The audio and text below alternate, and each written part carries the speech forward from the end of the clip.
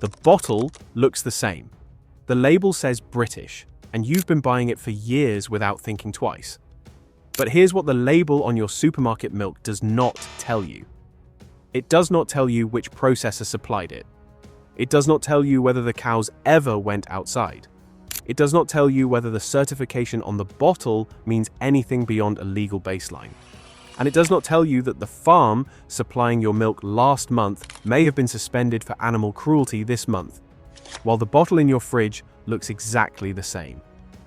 Today, we're going through 6 brands in the UK dairy aisle that carry problems most shoppers have no way of knowing about. And at the end, 3 alternatives that are genuinely doing something different. Let's start with the brand most of the country trusts most. 1. Arla Cravendale, the premium brand with a farm welfare scandal. Cravendale is Arla's flagship consumer brand, filtered, long-lasting, and priced above standard milk. The suggestion is quality. Arla is the UK's largest dairy cooperative, reporting £1.2 billion in revenue in the first half of 2024. In March 2025, the Animal Justice Project published undercover footage from Lowfields Farm in Northallerton, North Yorkshire, a farm in Arla's supply chain. Cows were violently kicked, punched, and struck with plastic piping and electric goads. Newborn calves were force-fed, slapped, and separated from their mothers within minutes of birth. Dead calves were left in plain sight of other animals. Sheds designed for 125 cows were holding up to 214.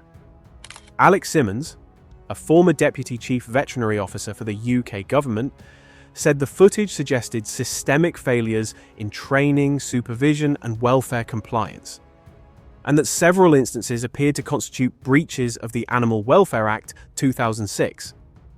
Arla suspended the farm. The farm was Red Tractor certified, and only 17% of customers, according to a YouGov poll commissioned by the Animal Justice Project, feel dairy companies give them enough information about how their products are made.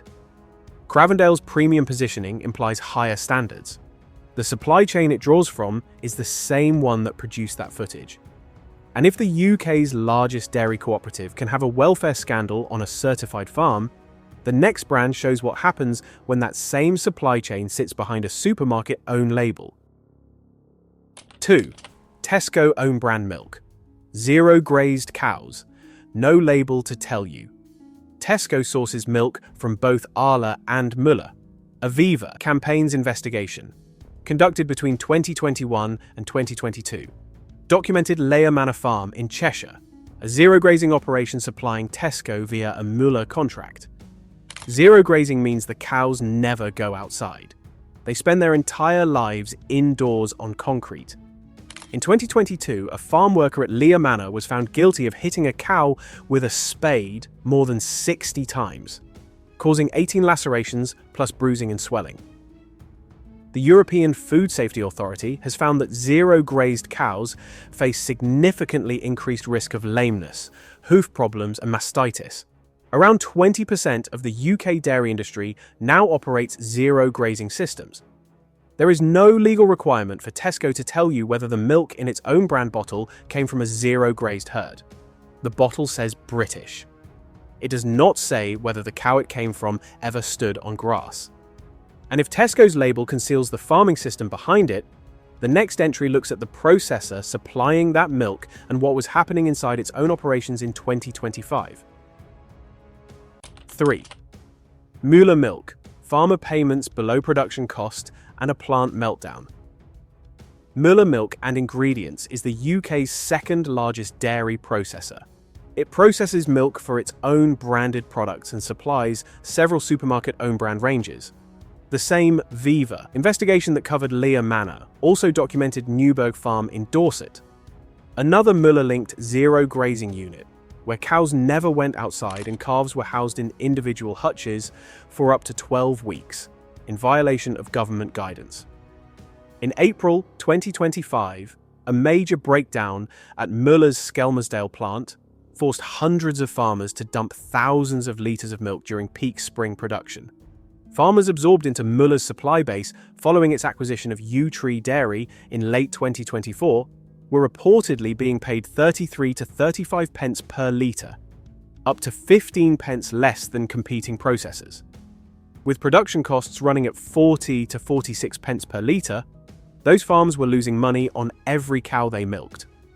When processors squeeze farmer payments below production costs, corners get cut. The welfare problems documented at zero-grazing farms are not separate from this economic model. They follow directly from it. And if processor economics drive farm conditions, the next brand shows how the certification scheme supposed to protect against all this has its own credibility problem. 4. Red Tractor Assured Milk. A logo that covers 95% of British milk and means the legal minimum. 95% of British milk carries the Red Tractor logo and the words "farmed with care." Most consumers assume it means something above the baseline. It does not. Red Tractor dairy certification is the UK legal minimum. It permits artificial insemination, early separation of calves from mothers, the killing of male dairy calves, and the use of GM feed. It has no requirement that cows access outdoor grazing. A zero-grazing farm can be, and regularly is, Red Tractor certified. Lowfields Farm, where the March 2025 Animal Justice Project footage was taken, was Red Tractor certified throughout. Red Tractor's response was to dispatch an assessor within 8 hours of being shown the footage. Not before. In 2023, the Advertising Standards Authority investigated a Red Tractor TV advertisement after Environment Agency data showed environmental standards on certified farms were not consistently met. EA inspections covered fewer than 4% of farms per year. A logo covering 95% of a product category is not a mark of distinction. It is the flaw. And when it appears on milk from a farm where cows are beaten with pipes, it is actively misleading. And if the most prominent welfare label in the dairy aisle is the legal baseline dressed up as a standard, the next brand is using it as cover for a supply chain consumers know almost nothing about. 5. Asda own brand milk. Arla's supply chain in different packaging.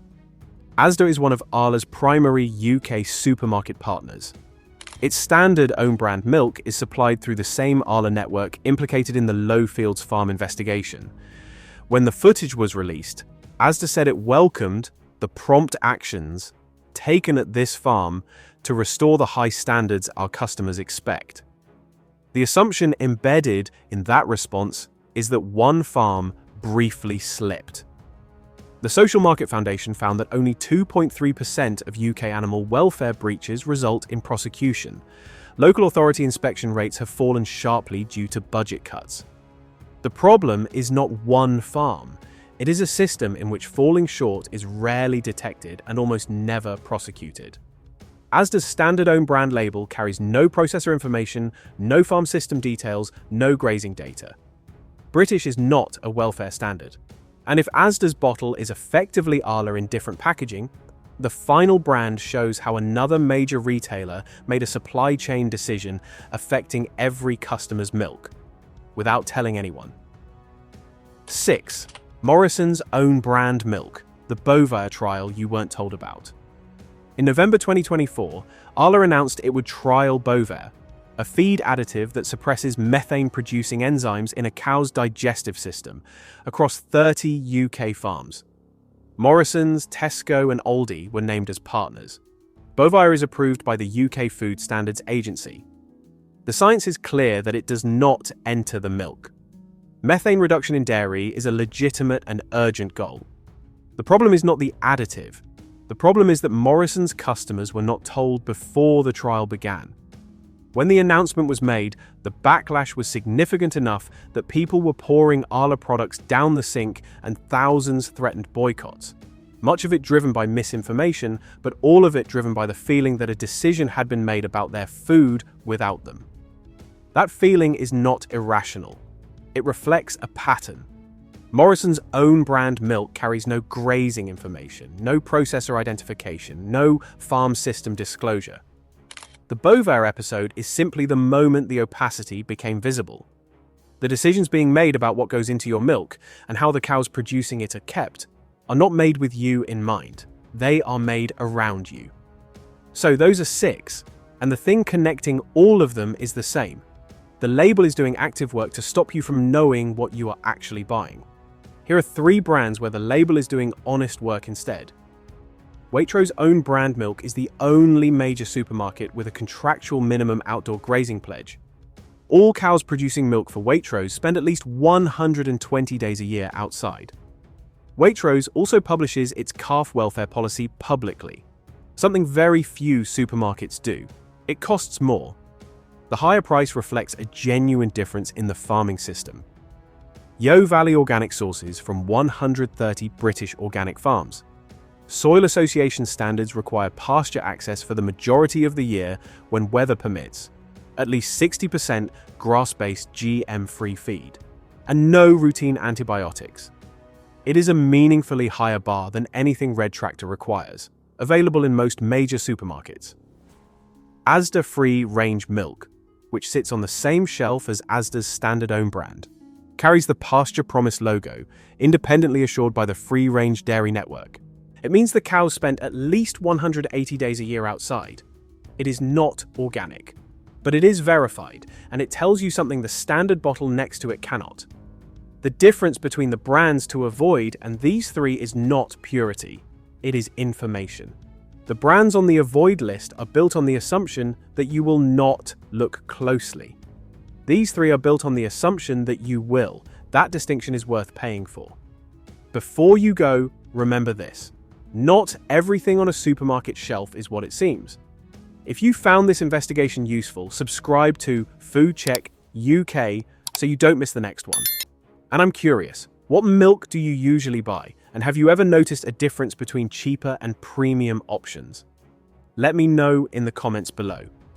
At Food Check UK, we look past the packaging, break down the ingredients, and uncover what supermarkets don't always want you to see, so you can shop with confidence. And if you want to see the next product we investigated, click the video on your screen now, because the results might surprise you.